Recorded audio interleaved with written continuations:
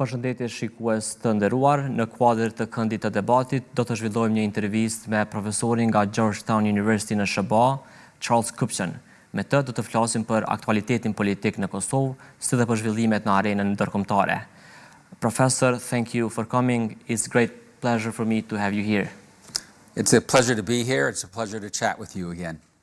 What brings you at Kosovo during this period of time? I'm attending a conference that is hosted by President Osmani. I believe this is the third edition of the conference. The theme this year is Women, Peace and Security. So it is a relatively large gathering and very international. People from the United States, Europe, Asia, Africa, the Middle East. It's quite an interesting and diverse collection of individuals. You told me before that 10 years ago it was the last time that you were in Kosovo. Now that you came back again here, do you see change? Are you surprised what has happened during these years in Kosovo? I would say it's been transformed. The level of economic growth, the hotels, the shopping malls, the businesses, most of that was not here when I last visited. That visit was with then Vice President Biden. It was his last trip as Vice President. And it was a very emotional trip because a road had been named after his son. So that was my last visit to Kosovo and Pristina. Professor, in February, there were the last election take place in Kosovo. Again, self-determination led by current Prime Minister Kurti won the election by 42%. Were you surprised by these lost elections in Kosovo, by the results? Well, in some ways, the good news is that Kosovo now looks like most other Western democracies, which is that the country is polarized and politically divided, because that's what we see almost everywhere. In the United States, in France, and Germany, in Poland. We just had an election that was won by a hard-right president who's going to face off against a center-left prime minister. And so this kind of division within societies and within parliament is not extraordinary. Unfortunately, it's the new normal. I do think that the situation in Kosovo is particularly concerning because of the challenges that the country faces. Both it's questions of internal growth and development, ultimately aiming to enter the European Union and NATO, and because of the continuing instability in the region, the standoff in the dialogue with Serbia. So I do think that the sooner a government forms, the better, because there is a lot of hard work to do.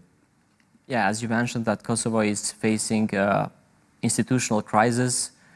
I mean, who do you think has more responsibility in this case? Do you think that party that won most of the votes, or also the opposition parties share the same responsibility according to you? Parliament MPs do. The sort of special sauce of democracy is compromise and consensus.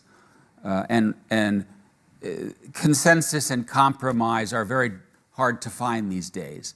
Politics has become very confrontational. Given that the Self-Determination Party is in control, that Kurti will likely remain the prime minister, I would say that the first responsibility to compromise is on his shoulders. But compromise is required by all parties. And if there is an impasse on a particular individual to become the Speaker of the Parliament, then I think both parties should sit down at the table and say, okay, let's find someone that we can all agree upon. Because when any party has a take it or leave it approach, democracy is unable to function effectively. What is your opinion about the way how Prime Minister Kurti has been governing during these last 4 years? Well, I think that Prime Minister Kurti is a quite effective politician who has good political instincts, and that he's been in power for this long and has won re-election is a sign of his political capabilities.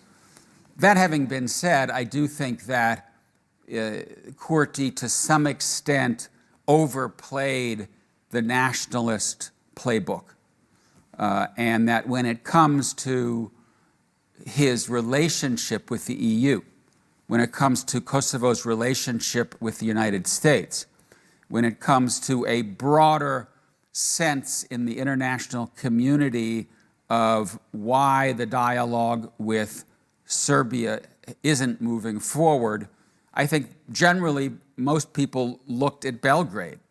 Most people said, you know, Serbia is the problem.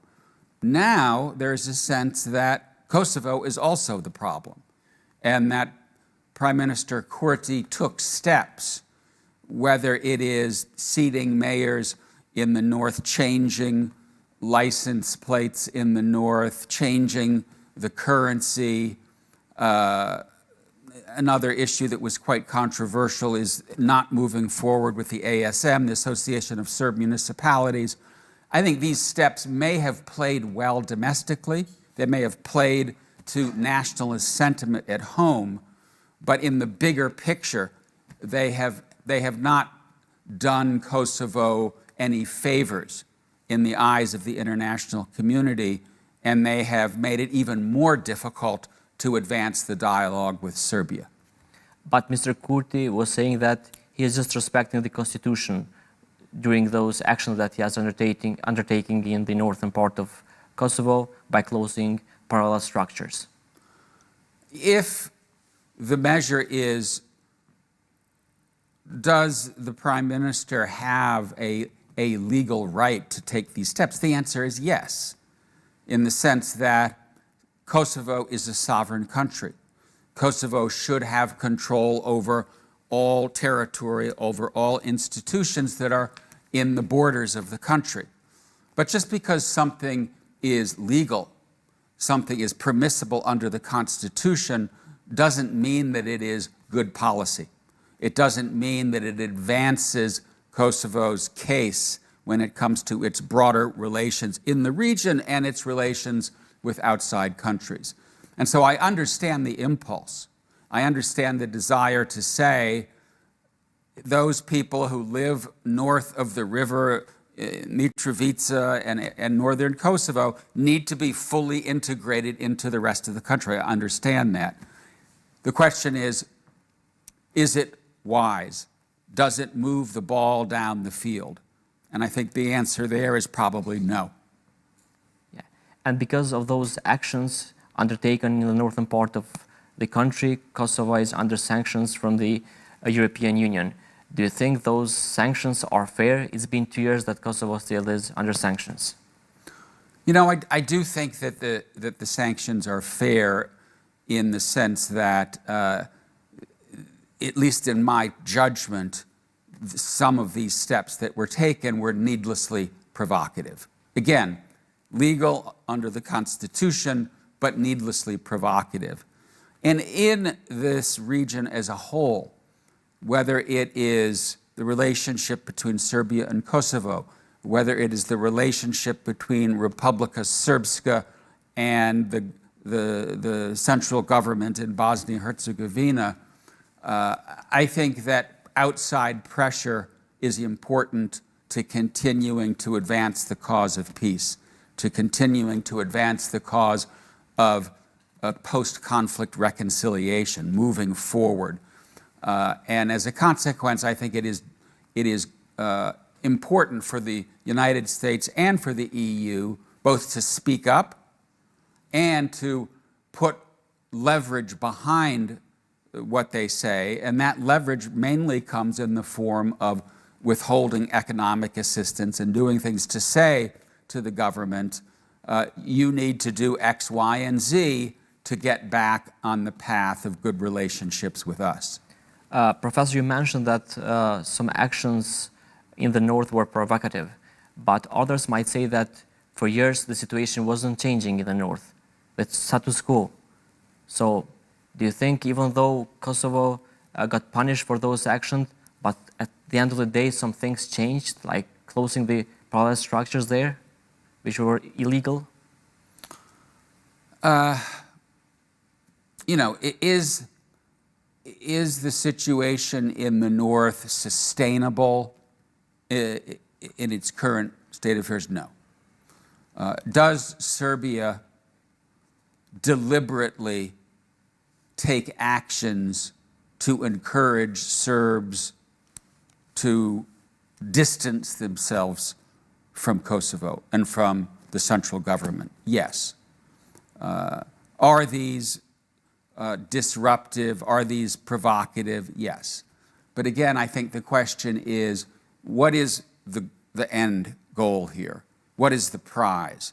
And it seems to me that the prize is normalization of relations between Serbia and Kosovo, Serbia's recognition of Kosovo as a sovereign, independent, free country, able to make its own choices about its future, about joining whatever institutions it wants to join. And as a consequence, I think the question is, how do you get there? And I do believe, again, because we are living in a democratic space, consensus and compromise is the special sauce, finding a way to bridge these differences. And unilateral decisions about closing parallel structures, about currencies, about license plates, these things, in my mind, even if they counter a situation that is not sustainable in the long run, are impediments to getting to the prize. Yeah. You mentioned that the dialogue process is important. It's been more than a decade since Kosovo and Serbia are this dialogue process mediated by Brussels, but it's still far away from normalization of relations between two countries. Do you think that U.S. should be more involved in this process by helping EU mediating this complicated dialogue process? Yes, I mean, I think that the United States and the EU need to work in lockstep. During the Biden administration, they did. There was very closely coordinated action between Washington and Brussels and with European capitals. During Trump's first term, the U.S. was engaged, but it was on its own. Rick Grenell and others were doing their own thing. The EU was doing its own thing, and I think the two really need to work together with common purpose. Right now, I think the Trump administration hasn't yet really engaged on Balkan issues. And that's in part because Washington is now completely obsessed with other issues. The war in Ukraine, the war in the Middle East, negotiations with Iran on the nuclear file, and the turmoil that the Trump administration has unleashed. Will Washington re-engage? I assume the answer to that is yes. When remains uncertain. But I do think that given the difficulty in the dialogue process, given the difficulty in Bosnia-Herzegovina, strong, consistent, steady U.S.-EU engagement is very important. I was just, by the way, last weekend in Dayton, Ohio, for a conference that was marking the anniversary of the Dayton Accords, and I think everyone there was concerned about the fragility of the situation in Bosnia.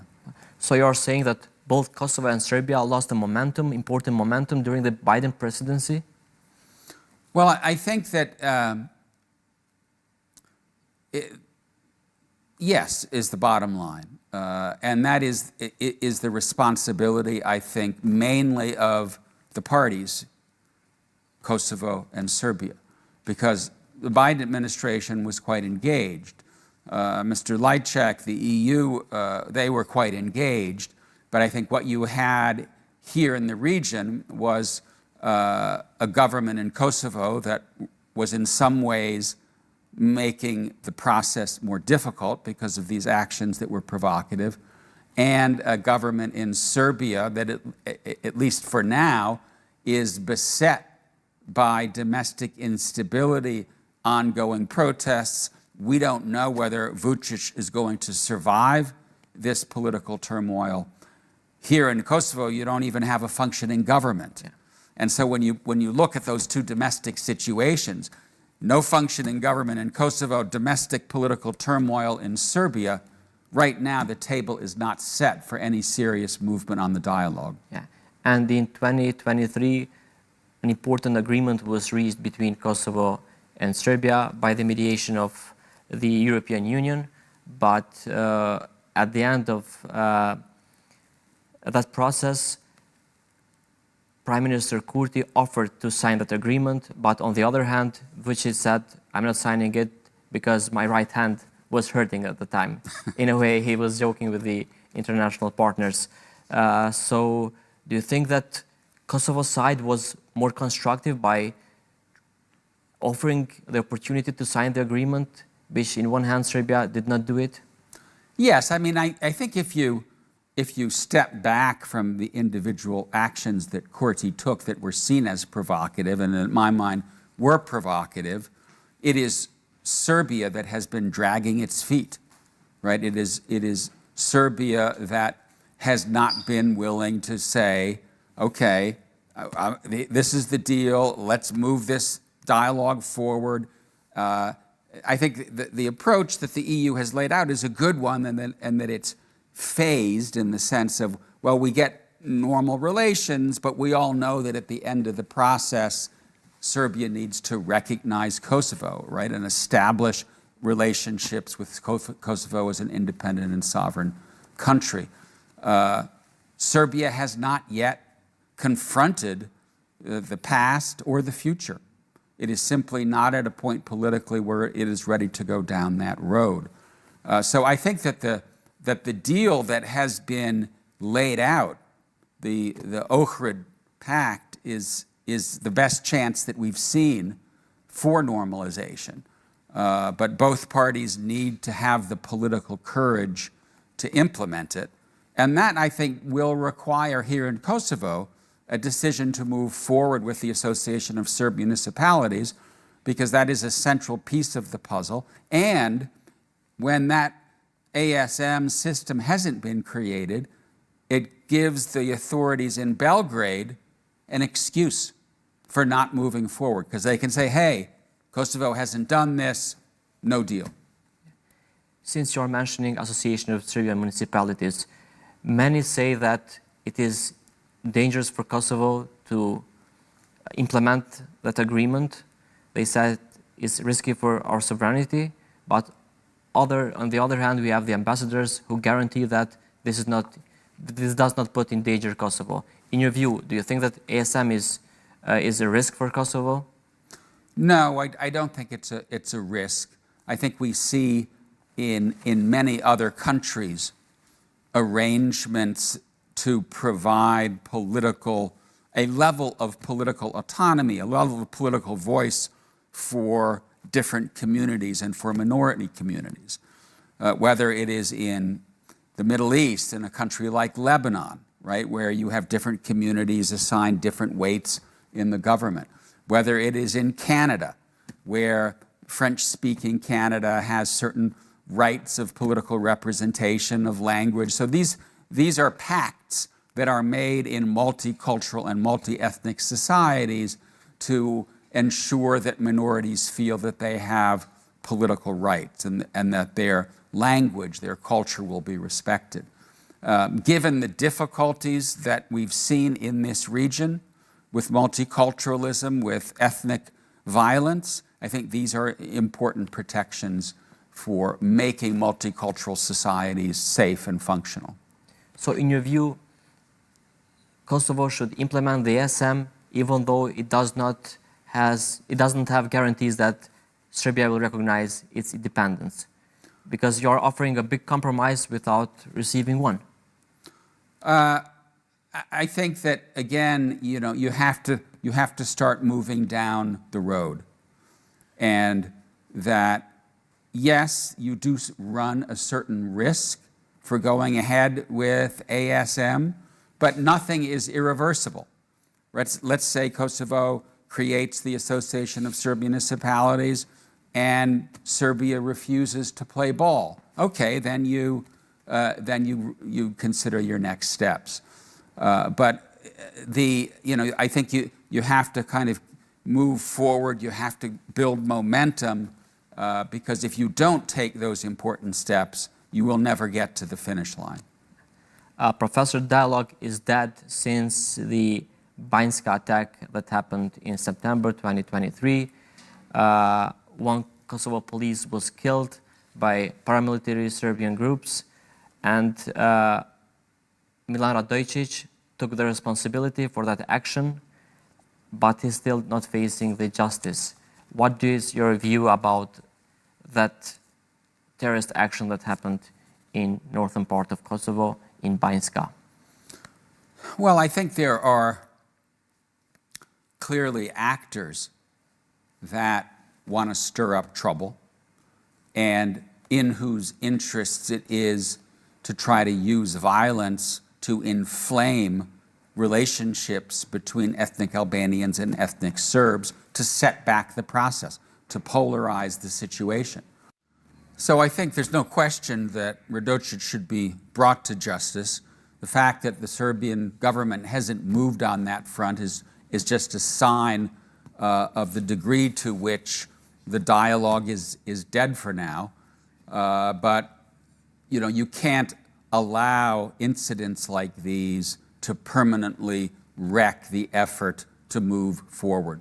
We see, for example, in the Middle East, you have a terrorist attack against a population, retaliation, and then the communities, the Israelis and the Palestinians, grow further and further apart. So there will always be spoilers out there. There will always be people who try to use violence to prevent people from trying to live together, but it is the responsibility of politicians not to let them win. Yeah, but sometimes, Professor, it seems that Serbia is getting away with it. Also, they have close ties with Russia, they continue to have close ties with China, and there is no punishment from the European community. Do you think that they have a soft approach towards them, towards Serbia? Yes, I mean, I do think that more pressure needs to be put on Serbia. There needs to be more engagement with Serbia. In many respects, Serbia is a kind of foothold of Russia in the region. And Russia uses its relationship with Serbia to meddle in other countries as well, including in Bosnia, in Montenegro, an effort to forestall the reconciliation between North Macedonia and Greece over the name. Wherever Russia can stir up trouble, it stirs up trouble, and Serbia is the main doorway for the Russians. So I do think, yes, there needs to be more consistent pressure put on Serbia. And also, we see that the Serb population itself is providing some of that pressure. In some ways, I think the unrest that we see there is not surprising. What's surprising is how long it took. Because one would have thought that Serbia looks around at Europe, looks around at other parts of the former Yugoslavia that are in the European Union, that are advancing economically, and the Serbian population should say, well, what about us? Why are we lagging so far behind? And I think that's one of the reasons you're now seeing thousands of students on the streets. Do you believe that something might change by putting pressure to Vučić, seeing all those protests, massive protests going on in Serbia? I do. Given how sustained these protests are, given that some of the institutions of the state, including the media, has begun to turn and begun to distance itself from Vučić, my best guess is that this may be the beginning of the end of Vučić's long tenure. Yeah. Now, Professor, I want to move to another topic, from Balkans to US now. why U.S. citizens decided to give another mandate to Donald Trump. What were the main reasons that Trump came back again to power? You know, I think the main reason was that Americans wanted change. And going back to where we started this conversation, that seems to be true of almost every democracy.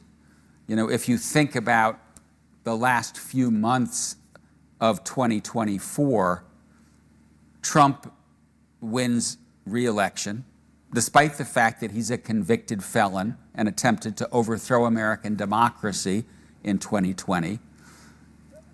The government in France falls. The government in Germany falls. The Romanians, in the first round of a presidential election, vote in someone that the courts disallow because he's too far to the right. Then in South Korea, the president declares martial law and gets impeached. Then the Canadian government collapses. So we're living at a moment in which, in most democracies, the electorate is unhappy. And because the electorate is unhappy, they vote for the other guy. So this was not, in my mind, a resounding realignment of American politics behind Donald Trump and the MAGA movement. It was more a vote against the incumbents.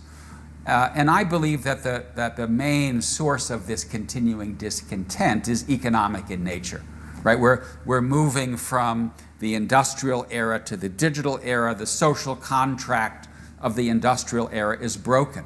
Many working Americans are finding it hard to make ends meet, particularly Americans who don't have a college education. And 42% of the American electorate is still white without a college education. Those are the ones who are finding it hard to feed their kids, to buy a house, to pay their mortgages. That's Donald Trump's voter base.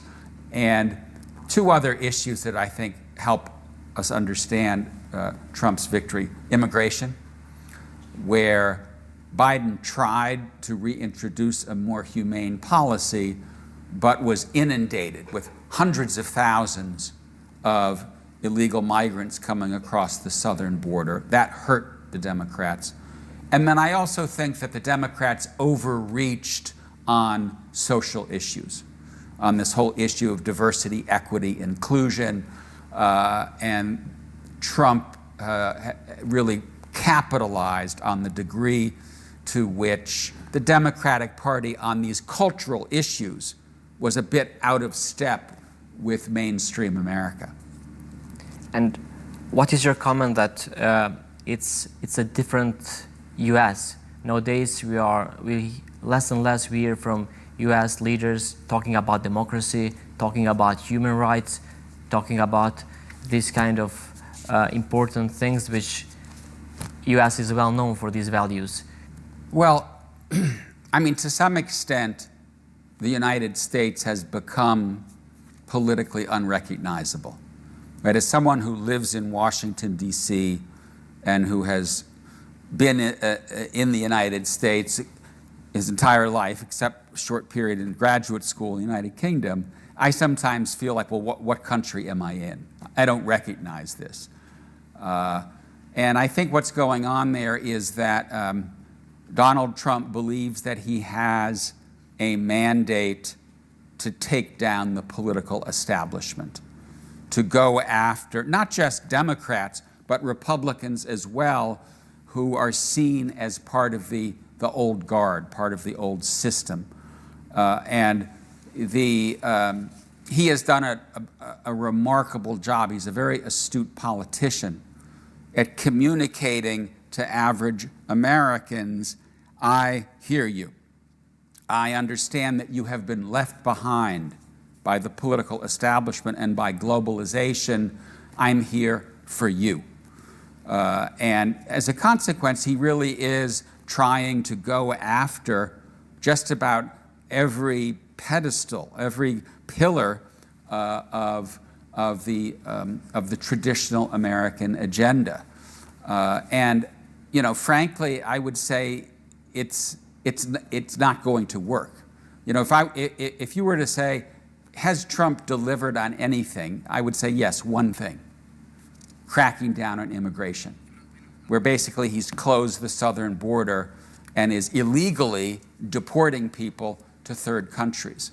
But on most of the other critical issues, in particular, bringing down the cost of daily life, making life better for average working Americans, the opposite is happening.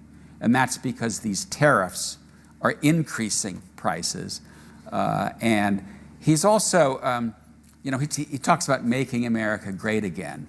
You don't make America great again by trying to destroy the country's finest universities, by defunding basic research, right? The colleges, so he wants to close the Department of Education, right? Nothing is more important to a country's future prosperity than the quality of the education system.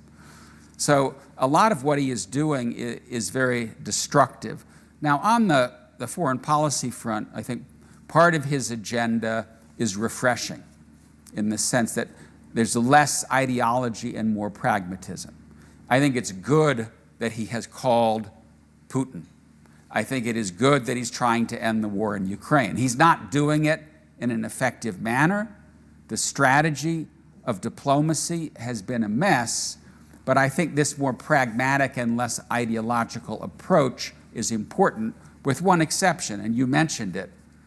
The United States cannot afford to back away from being a country that is a model for liberal democracy around the world, and that supports liberal democracy around the world, because we're now at an inflection point, right? Since the American and French revolutions, the world became progressively more democratic, more free, more just.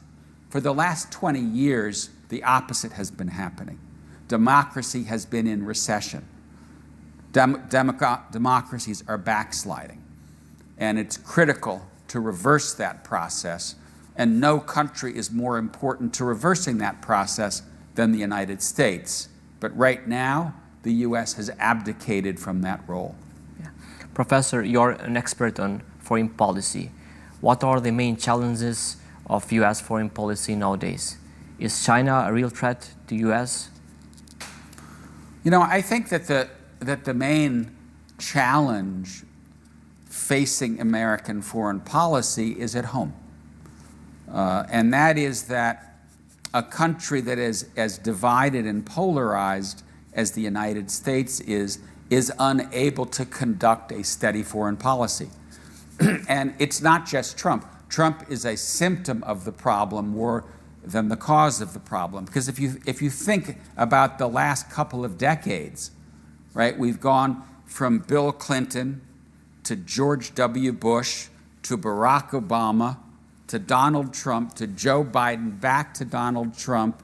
Every time there's a change from a Democrat to Republican, the country swings quite wildly in its foreign policy. A country that is as powerful and influential as the United States needs to have a steadier course, needs to be headed in a particular direction. And so in some ways, I think the most important challenge is rebuilding the political center, re-anchoring American foreign policy around a domestic consensus. When it comes to the outside world, you know, right now, I would say that my biggest concern is that the United States could be doing irreparable damage to its biggest asset, which is its network of alliances and strategic partners.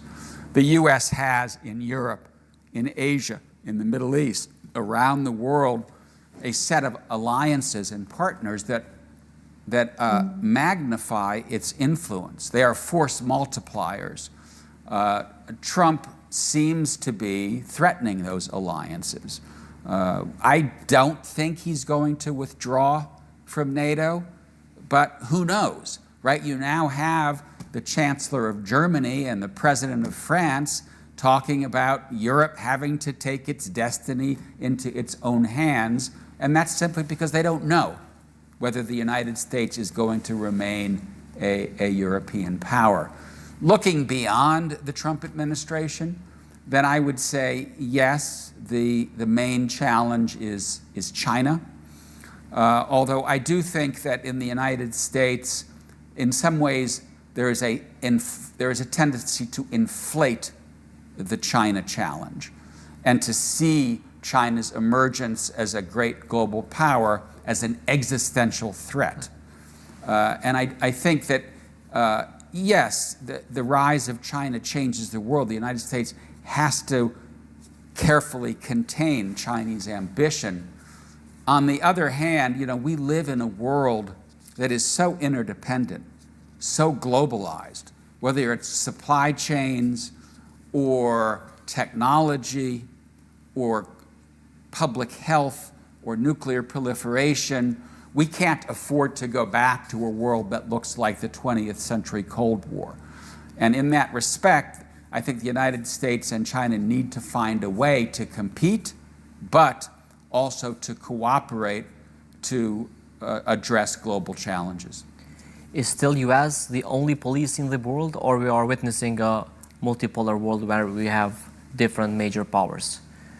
Because in 20th century, as Professor, your colleague Mersheimer mentioned, it was only one Godzilla after the Second World War. Yeah. But in the 21st century, we are witnessing also different actors which have power. Yeah.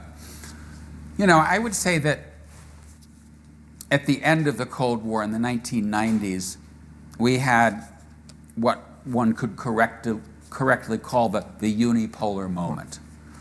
And there really was no challenge to American power, and the West collectively enjoyed not just material but ideological hegemony.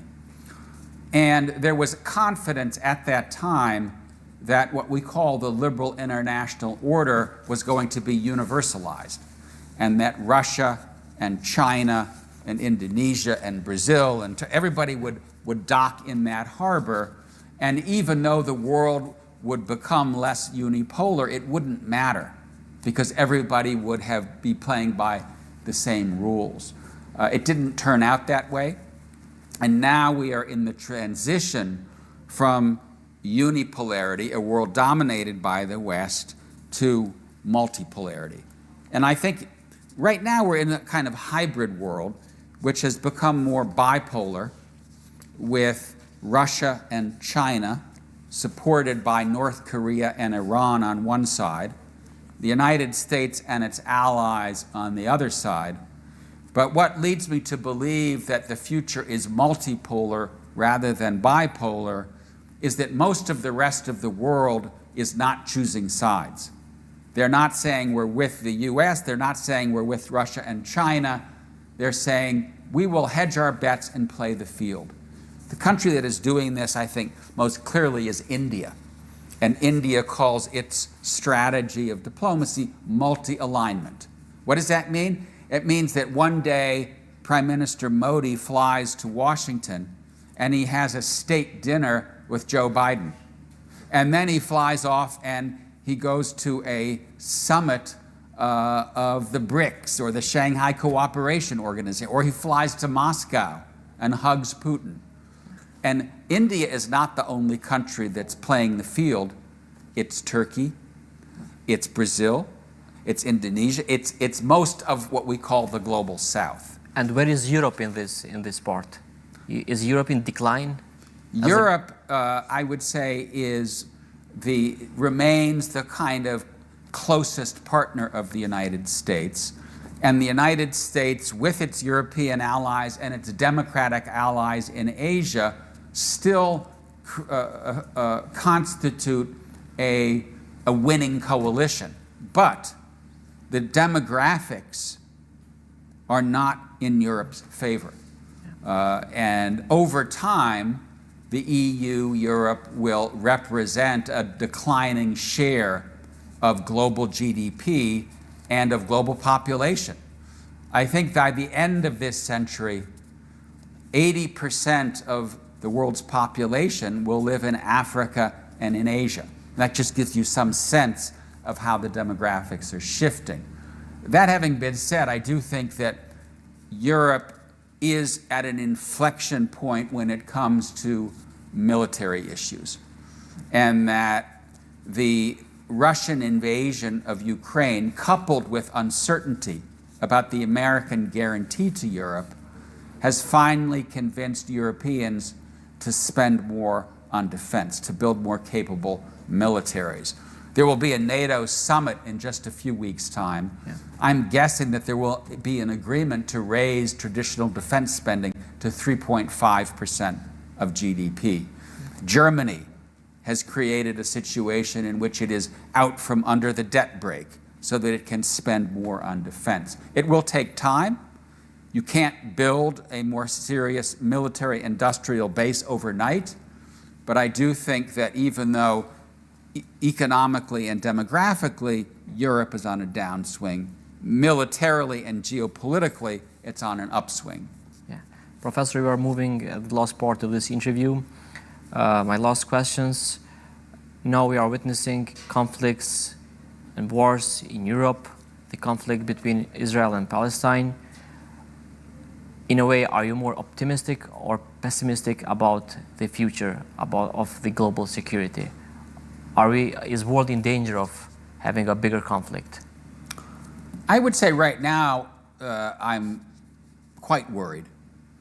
And that's because I think we are at an inflection point, and that inflection point has two main components. One we've been talking about just now, and that is the diffusion of power, the decentering to the of global politics. And in many respects, the Western world has been a kind of anchor of global politics for a couple of hundred years, really going back to the early 19th century and the beginning of Pax Britannica. And then we moved to Pax Americana. But now we're headed to a world in which there won't be a captain, right? There won't be a clear center of power. And as a consequence, that world will just be more difficult to govern, and there will be more geopolitical competition. And then the other reason that I think we're at a historical inflection point is because we're at the beginning of the digital age. AI, artificial intelligence, is going to change the world. And the main reason that we have so much political disruption in the United States, in Europe, is because automation is taking people's jobs away.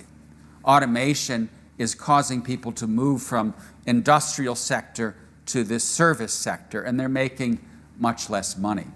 And so we need to figure out how to train our citizens for the jobs of the future, how to make sure that they're earning a living wage in the digital age. We haven't answered that question yet. A lot of it has to do with education systems. But these two changes are occurring simultaneously. Social economic disruption from below, the diffusion of power from above. Those forces of disruption, I think, are creating this sense of disorientation in the global system. And hopefully we'll kind of see that this is an inflection point and begin to have a conversation, a global conversation, across ideological and geopolitical dividing lines about how to manage and how to govern this multipolar world cooperatively. Yeah. And the last question, Professor, what is your comment on Israeli-Palestine conflict? We are seeing that many civilians are dying. Do you think that Benjamin Netanyahu has crossed the line?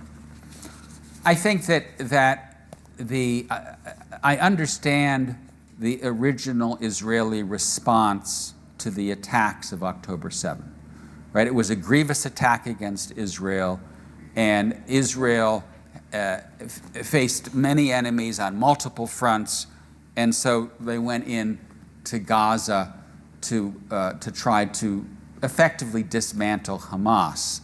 But, number one, the level of suffering and the loss of civilian life is unacceptable. And number two, at this point, the continuation of that war doesn't make strategic sense because much of Hamas's capability has already been destroyed. And I feel like Israel is now trying to finish the job militarily, but this is not a military challenge, it's a political challenge. The political challenge is to end the war, get the hostages out, and then rebuild Gaza with a political infrastructure that sidelines whatever is left of Hamas by bringing in the Palestinian Authority, by bringing in the international community. You cannot destroy every last Hamas soldier with a gun. Ultimately, that's a political process. In the longer term, I would say there's hope in the sense that there has been a fundamental change in the Middle East. Hamas has been effectively destroyed. Hezbollah has been dismantled. Iran is weak, the so-called axis of resistance. So it's not inconceivable to me that when the dust settles, when you have a government in Israel post-Netanyahu, when you have a new leadership in the Palestinian Authority, that you might be able to begin to see a different Middle East that's moving toward a stable peace, including normalization between Israel and its Arab neighbors. But that is far off. Right now, we're still in the middle of the conflict. We're in the middle of a humanitarian emergency in Gaza, and that has to be resolved as the urgent priority. Professor, I want to thank you again for your time. My pleasure to be with you, Shpat. Pra shikues të nderuar, kaq kishim nga kjo intervistë me profesorin Amerikan Charles Kupchan. Mua më mbetet vetëm t'ju falenderoj juve për vëmendjen.